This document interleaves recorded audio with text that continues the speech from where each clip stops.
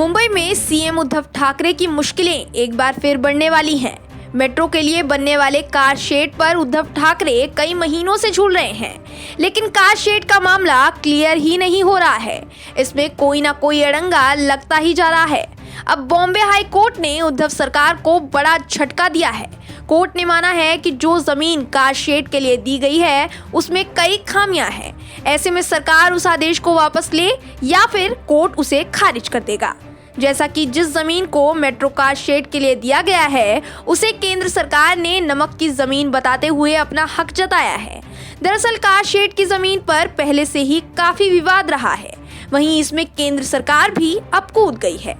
महाराष्ट्र की उद्धव सरकार ने मेट्रो कार शेड को आरे के जंगलों से हटाकर कांजूर मार्ग में शिफ्ट करने का फैसला किया, लेकिन अब जमीन को लेकर विवाद शुरू हो गया है।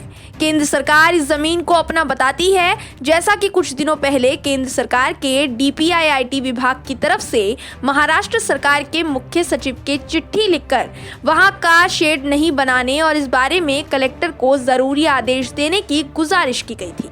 जब राज्य सरकार ने केंद्र सरकार की बात नहीं मानी तो केंद्र सरकार हाई कोर्ट चली गई। हाई कोर्ट ने उसी मामले की सुनवाई के दौरान मौखिक टिप्पणी की है। उधर इस मामले को लेकर महाराष्ट्र सरकार ने बीजेपी पर ही आरोप लगा दिया है।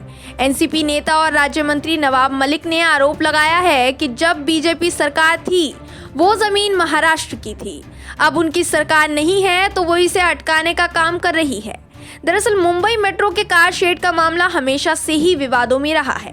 बीजेपी सरकार ने जब आरे के जंगलों में कार शेड बनाने का निर्णय लिया तो उसका काफी विरोध हुआ। उस विरोध में शिवसेना भी शामिल थी। किसी तरह से सबको समझा बुझाकर वहां कार शेड बनाने का काम शुरू होने वाला था, लेकिन तभी बीजेपी की सरकार चली गई और उद्धव सरकार ने कार शेड को कांजूर मार्ग शिफ्ट कर दिया। बावजूद कार शेड पर विवाद खत्म नहीं हुआ है और अब हाई कोर्ट ने भी मान लिया है कि इसमें बहुत सारी खामियां हैं। ऐसे में मेट्रो कार शेड पर बीजेपी को घेरने वाली शिवसेना एक बार फिर खुद घिर गई है। Bureau report, OMH news. और भी वीडियोस देखने के लिए चैनल को सब्सक्राइब करें और बेल आइकन को दबाएं।